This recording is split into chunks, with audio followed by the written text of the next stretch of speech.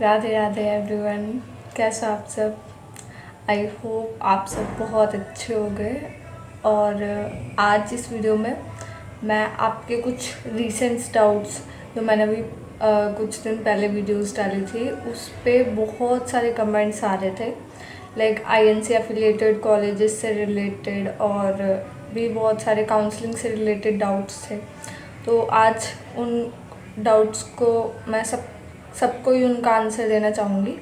मेरे पास जो कल वीडियो पे जितने भी कमेंट्स थे मैंने कल का पूरे कमेंट्स के आंसर देने की कोशिश की है, बट फिर भी अगर किसी का कमेंट रहता है या कोई भी क्वेरी रहती है तो आज कमेंट कर देना, मैं पूरी कोशिश करूँगी आंसर देने की। ठीक है, तो कुछ कमेंट्स जो थे उन्हें मैं आज सबको ही चाहती हूँ कि सबको ही उसका आंसर मिल जाए, क्योंकि बहुत सारे स्टूडेंट्स को उनसे उस चीज़ से रिलेटेड डाउट ऑब्वियसली होंगे मन में। ठीक है, तो सबसे पहले वेद नर्सिंग कॉलेज जो पानीपत में है उससे रिलेटेड पूछा है कि ये आईएनसी एफिलिएटेड है या नहीं। देखो, मैंने जो तुम्हें लिस्ट में कॉलेजेस बताए थे वो आईएनसी एफिलिएटेड है। ठीक है, एंड वेद नर्सिंग कॉलेज जो पानीपत में है वो आईएनसी एफिलेटेड है और one of the best private colleges में से भी एक है। ठीक है, इस वेद नर्सिंग कॉलेज में खुद का हॉस्पिटल है और बहुत अच्छा कॉलेज है, ये रेपुटेटेड कॉलेज है। ठीक है, तो अगर कोई स्टूडेंट इसमें एडमिशन लेने की सोच रहा है तो वो बिल्कुल ले सकता है, बहुत अच्छा कॉलेज है ये। ठीक है, और एक आरपीआईटी से रिलेटेड डाउट था कि आरपीआईटी की जो क्लिनिकल पोस्टिंग होती है वो केसीजीएमसी में मीन्स कल्पना चावला गवर्नमेंट मेडिकल कॉलेज में होती है क्या। तो देखो, आरपीआईटी की जो क्लिनिकल पोस्टिंग होती है वो कल्पना चावला गवर्नमेंट मेडिकल कॉलेज में नहीं होती है। वैसे तो आरपीआईटी का खुद का हॉस्पिटल है, बट अभी वो कुछ टाइम से बंद है, तो उनकी जो क्लिनिकल पोस्टिंग होती है वो पानीपत में लगती है। ठीक है, और अगर आप चाहते हो तो आप अपनी क्लिनिकल पोस्टिंग ये कल्पना चावला गवर्नमेंट मेडिकल कॉलेज में लगवा सकते हो, बट उसके लिए आपको अलग से भी चार्जेस पे करने होते हैं। ठीक है, तो वो आपकी चॉइस पे डिपेंड करते हैं। वो इसलिए होता है क्योंकि गवर्नमेंट जो हॉस्पिटल्स होते हैं उनमें पेशेंट लोड ज़्यादा होता है, ज़्यादा काम होता है, तो ज़्यादा सीखने को मिलता है आपको। ठीक है, तो इसलिए कुछ स्टूडेंट्स अपनी क्लिनिकल पोस्टिंग वहाँ पे भी लगवा लेते हैं। ठीक है, तो आई होप ये चीज़ आपको क्लियर हो गई होगी। और एक डाउट था कि जो डीडीयू का total tuition fees and hostel charges और मैथ्स का इंक्लूड करके बस ट्रांसपोर्टेशन ओवरऑल कितना चार्जेस पे करना होता है डीडीयू के लिए। तो देखो, डीडीयू के लिए जो आपकी ट्यूशन फीस होती है वो 24,000 होती है। ठीक है, पर ईयर की, और मतलब फर्स्ट सेकंड सेम दोनों इंक्लूड करके। और इसके बाद नेक्स्ट जो रहता है हॉस्टल चार्जेस रहते हैं 33,000 पे करने होते हैं आपको पर ईयर के। इसी के अंदर आपकी बस ट्रांसपोर्टेशन, क्योंकि हमारे जो हॉस्टल है वो बस्तारा में है, तो Kalpana Chawla government medical college Karnal से हाफ एन आवर का टाइम लगता है। ठीक है, तो उसमें बस ट्रांसपोर्टेशन भी इंक्लूड आपकी, और इसके साथ ही मैथ्स के चार्जेस भी इसी में इंक्लूड है। ठीक है, और यहाँ रूम रेंट और जो हॉस्टल है वो आपको जैसे बेड प्रोवाइड करता है, टेबल चेयर, स्टडी टेबल जो रहती है, चेयर और अलमीरा मिलती है आपको, और उसके साथ रैक भी मिलता है। ठीक है, जिसमें आप अपना सामान रख सकते हो।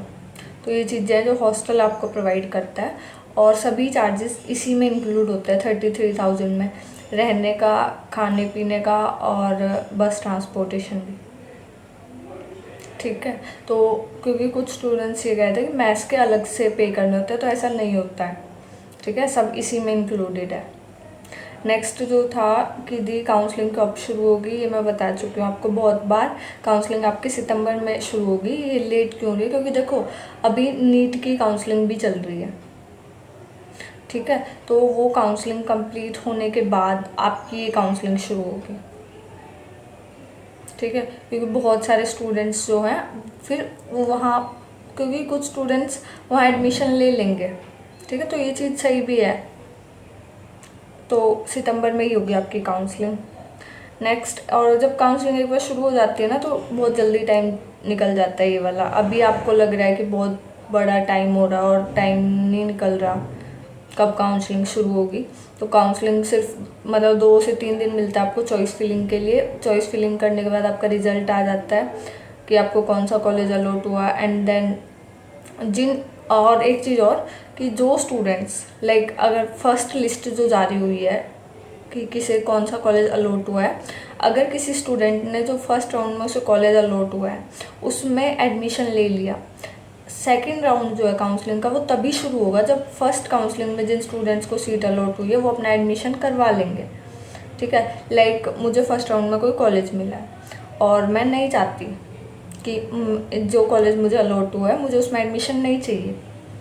ठीक है, मैं अपने किसी और कॉलेज को चूज़ करना चाहती हूँ तो मैं एडमिशन नहीं लूँगी उस राउंड में।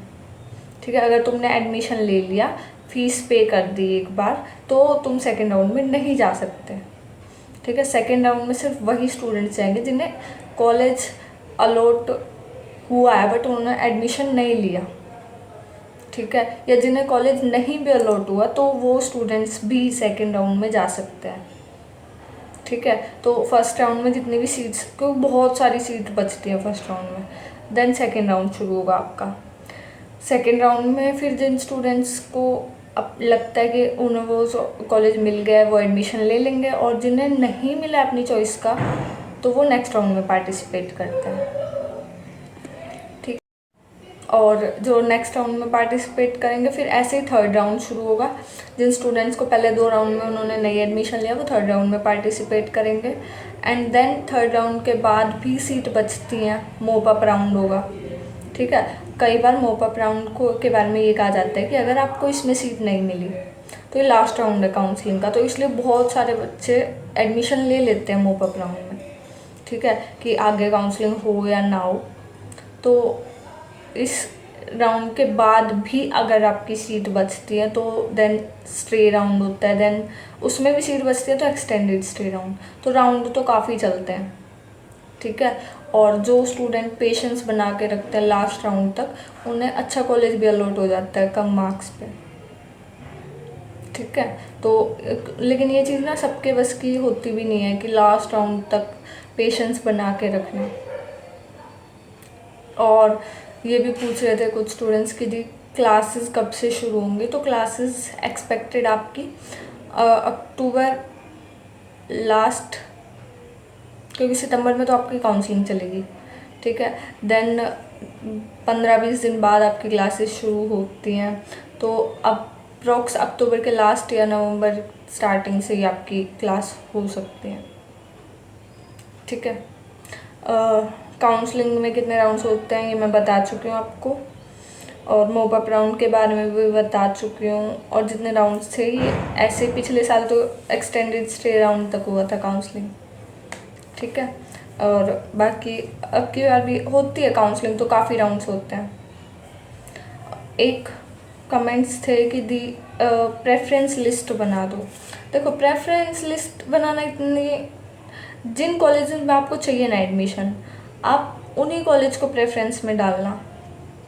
ठीक है, अपने मार्क्स के अकॉर्डिंग जो कॉलेज आप चाहते हो।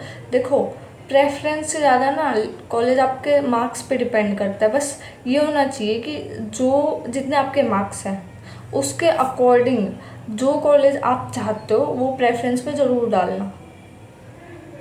ठीक है, तो ये चीज़ प्रेफरेंस में आपको बस इस चीज़ का ध्यान रखना है। ये ज़रूरी नहीं है कि अगर प्रेफरेंस में आपने तीनों कॉलेजेस ऐसे डाल ले हैं जो आप चाहते हो बट आपके मार्क्स के अकॉर्डिंग पॉसिबल नहीं है। ठीक है, लाइक अगर आपके 96 मार्क्स हैं एंड आप चाह रहे हो कि आपको गवर्नमेंट कॉलेजेस में से ही एक कॉलेज मिला और प्रेफरेंस में तीनों गवर्नमेंट कॉलेज भर रहे हो बस, तो कॉलेज नहीं अलॉट होगा उस कंडीशन में।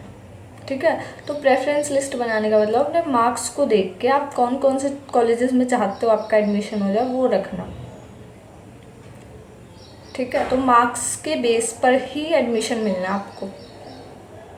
और जो प्रेफरेंस लिस्ट है वो आप अपनी सोच समझकर ही बनाना।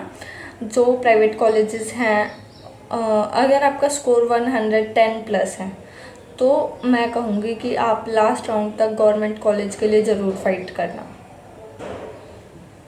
ठीक है। और अगर कैटेगरी लाइक SC BC जो कैटेगरी है उन्हें 105 प्लस पे भी मिलने के चांसेस है गवर्नमेंट कॉलेज, ठीक है, क्योंकि इस कैटेगरी में कट ऑफ नीचे जाती है, कट ऑफ लो पे भी मिलते हैं बहुत कॉलेजेस गवर्नमेंट भी, ठीक है।